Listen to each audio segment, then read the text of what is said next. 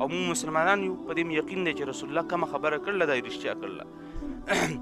نو د دې دعاګانو خصوصي لحاظ پکار دی. موږ ټول دا خوښو چې رسول الله د قیامت پر ورځ د لاس نه نیولی یم او جنت ته مې داخل کړي. دا څوک نه خوښوي، دا موږ ټول خوښو.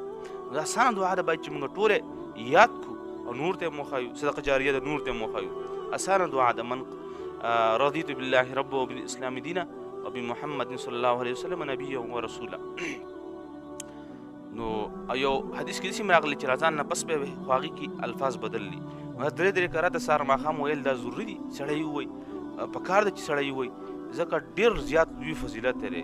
موږ ټول دا خوښو چې الله راته ټول ګناهونه معاف کړي. موږ ټول دا خوښو چې الله سبحانه وتعالی د قیامت په ورځ موږ خوشحاله کړي. موږ ټول دا خوښو چې الله سبحانه وتعالی د رسول الله صلی الله علیه وسلم د قیامت په ورځ د لاس نه ونیسي او جنت ته هم داخل کړي. نو ډېره بهترینه دعا ده. هېرول نه دي پکار، خامخا ویل پکار دي. وقال